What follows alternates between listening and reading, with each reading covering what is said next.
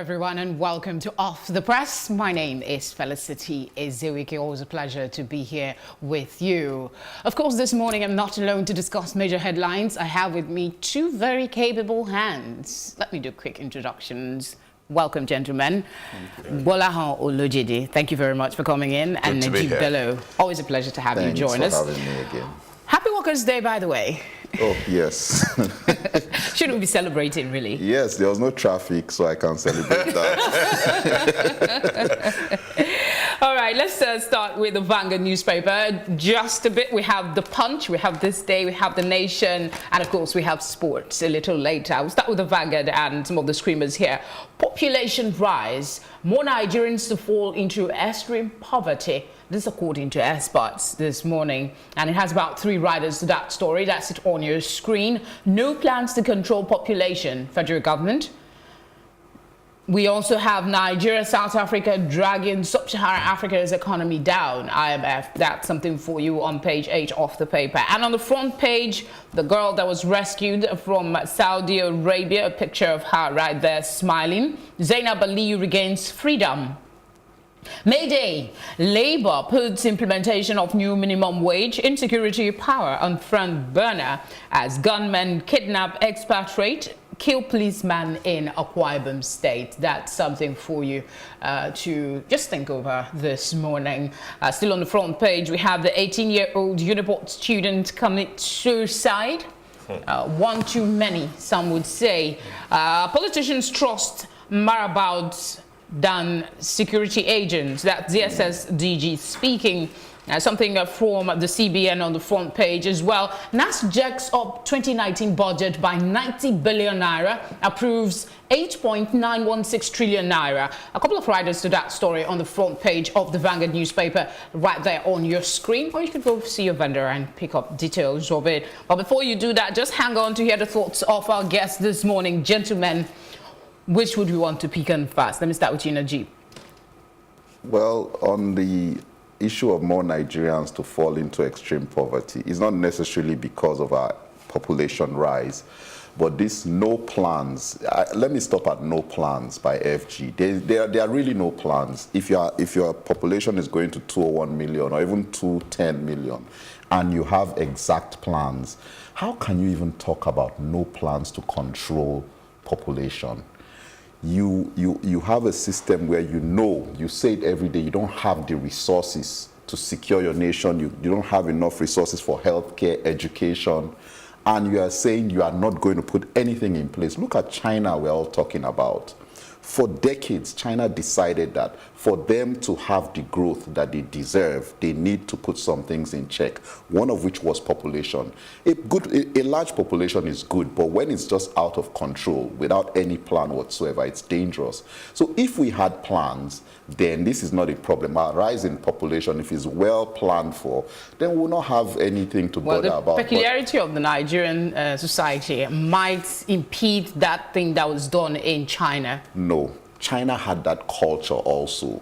That is why they had a very large population. They had that culture of brothers, so do they have the religious beliefs as firmly entrenched as we have here? We have a multiplicity of them, not just Christian and Muslim. Yes, I know. But then when you have a national plan and it outlines these things out, whether your religion or your culture or anything, once you have a national plan of things you want to achieve, it's like our budget. We've budgeted less than 5% for education. No matter your religion, your culture, there's nothing they can do about the budget. It's there. So why can't we do this about things that are more serious to our existence as a nation? So we need to have a plan. That's what we need to have, not necessarily. But then I think more Nigerians will fall into extreme poverty because no plan. All right, quick thought. Do you want to talk about this or pick on some other headlines? I'll just quickly mention a very important part of that story. And that is the fact that, like he said, it's not just about population growing. It's also about the fact that this population is growing at a faster rate than the economy is growing. You have a population that is growing at more than 3%. You have an economy growing at less than 2%. So for every day we live as Nigerians, we are getting into more poverty because we are giving birth to more people than the growth that we're experiencing in the economy. So unemployment will continue to increase. Everything, all those indices that we talk about will continue to increase. Well, it's worsened by the fact that there are no plans. If I know I'm going to produce 500,000 people over the next 2 years, it means that I need to think about how they will be educated, how the healthcare will be provided for them, where are they going to live. All those things have to be on my dashboard. Yeah, you both agree that there doesn't seem to be. So it's a disaster. But we always survive somehow, don't you think so? This time around, it will be very difficult because the world is moving away from the way things used to be. Okay, we really have a lot of papers. I wish we could have more time on that. We go to the Punch newspaper where we have NAF ignored distress call when bandits attacked my domain. That's Zamfara Emir speaking. Communities should contact more than one officer during attack. That's operations spokesman. That's it on your screen. And so much terror on the front page. People, Venezuela is here, just all over the place. Cars, but that's it on your screen. So much terror on the front page of the Punch newspaper. And then Jilted Lover speaking again. He says, why set my girlfriend's family ablaze? That's something we're still grappling with, how someone can actually do something of that magnitude. Train crushes tricycle operators, 3 passengers to death in Lagos. Recession story, security agent stops journalists from covering governor's induction. And at the very top of the paper, The Punch, we have senators, reps pass 8.916 trillion naira budget, earmarks 23.7 billion for own gratuities allowance. So a quick look at the back page where we have Lagos speaking, and today he's talking about for want of payment of EEG rebate. What's he on about? You need to go grab a copy of the paper to get details because my guests are going to focus mainly on the front page. Gbolahun, I want to come to you. Which of these headlines do you want to speak on? Let me talk quickly about the budget that has been passed into law. This is May, and the budget for 2019 is just being passed. It's all parts of the planning issues that we're talking about. We know the financial year by law in Nigeria runs January to December. There is no excuse that is acceptable for us not to have an approved budget in place by the end of December. So both the executive and the legislatures, we should challenge them. What exactly are they doing? That they cannot produce for us an approved budget in place by the end of December? Why is it impossible? That's the question. Number two, at every opportunity, I like to mention the fact that as a country, the national revenue, this budget that has been passed, is abysmally poor. The education budget in South Africa alone is more than the entire federal government budget revenues for this year. It is absolutely unacceptable. We must do something about our revenue base as a country. All right, I'm afraid we have to jump to this day newspaper and get Nejeeb to share his thoughts on maybe 1 or 2 headlines. CBN tightens nose on currency mutilation counterfeiting. That's something for you on the front page of this day newspaper. That's it on your screen. Analysts seek strict implementation of National Assembly as National Assembly passes 2019 budget. We captured that on the Punch newspaper, but that wasn't the screamer. It has 2 riders here. Call for return to January-December cycle. Legislators increase estimates by 90 billion naira. All right, FG secures alleged drug trafficker Zainab's release. And let's see what's on the back page of this day. Somonu and Dangote, Anna as a metaphor. Somonu and Dangote, Anna as a metaphor. That's it. Picture of the 2 men in question right there for you. Issa Aremu is a guest columnist for today. All right, Nejeeb, please, which of these headlines would you want to speak on? I'll still go to the budget. The budget okay. is very important. And from what I've seen of the budget, of course, he says we have to go back to the January to December structure. And for us to achieve that, it starts with the executive. Before October, they should have had their budget in hand before October and transmitted it to the National Assembly to start looking into that budget. Or else, it's the same thing. For the past 4 years, we've had the same thing, even beyond the past 4 years. We've had a situation, you submit the budget by December, and it gets passed by April, May, June. you know, every year. And you know your target is, that's why I say this government has no plan. You know your target is January. You want a budget that starts in January, but you submit in December, it gets passed in May. You submit in December, it gets passed in April or June. Why don't you submit in September or October? So that time frame would now make sure you meet the January cycle. Then when you look at the figures, I saw about 4 trillion for recurrent expenditure. Yeah. That is wild. That is, I don't know. And we have about half of that.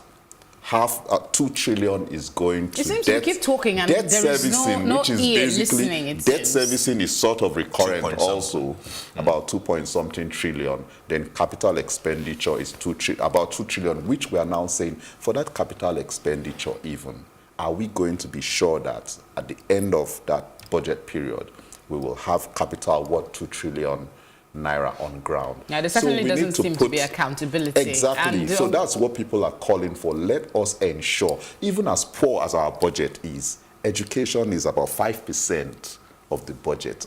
And healthcare, we are saying healthcare, an international specialist was saying our healthcare budget is less in terms of comparable, if you compare it with South Sudan.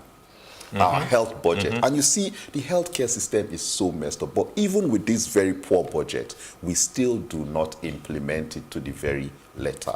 Quite unfortunate, really. I'll go to the Nation newspaper now. Same budget, 8.9 trillion budget. Lawmakers plan 23.7 billion severance pay. Everybody is talking about it, but there's this one that also I'd like us to talk about, some of the issues raised. Today is May Day. Happy May Day to Nigerians, by the way. Every Nigerian hard worker. After all, 30,000 have been signed. Buhari's committed to workers' welfare. That's the first rider to that story, right there on your screen. Free medical checkup for informal sector, Saraki, workers, the mainstay of economy. Chris Okotie preaches productivity. Carlos seeks improved conditions of service. We'll have EFCC gets up to detect stolen funds. Interpol to train officials. That's it. And then Saudi releases, excuse me, please. Saudi releases Nigerian girl Zainab. Ondo police parade suspected arsonist over death of wife family. CBN folds governor's alarm on recession. And on the back page, we have reality bites and education item. Hardball is also your favorite for you there on the back page. Gentlemen, let me... Gbolahun. Yeah. We've treated the budget, but let's talk about May Day. What are the issues we should be talking about today? Is it these ones that are captured here? Yeah, it's a day to actually talk about the Nigerian worker. Recently, we had a 30,000 naira passed into law, and I still have a very big fear about capacity of the states to make those payments when it gets to time to perform. 30,000 in itself, when you try to reduce it to or convert it to dollars, you'll be amazed that it's actually a reduction in capacity to purchase, the purchasing power, when you compare it to what we had when we had 18,000, when 18,000 was first introduced. All right, I'm afraid, I don't know if you could just spend 30 seconds to any of your thoughts on any of these headlines so we can just go on a break quickly. Perhaps CBN faulting the governor's alarm on recession. They need to show us the parameters by which they believe there won't be a recession. As you know, the governor who raised this thing, we talked about it, it was Yari. And it was based on discussions the president started in December last year. The president was the one who said things are about to get harder, they need to tighten their belts. Yeah, but there seems to be some explanation here, so I would urge that you go grab a copy of the Nation let's hear from the deputy and see director what reason the CBN is given for faulting the governor's prediction that we might have a recession in 2020. Thank you, gentlemen, for coming. There's never enough time, is there? There's never enough time. So much to talk about. So much to talk about, but I must thank you very much for coming on the program. Thank you very much. All right, we'll take a short break, and when we come back, we'll be talking sports. Stay with us. It's still Off the Press.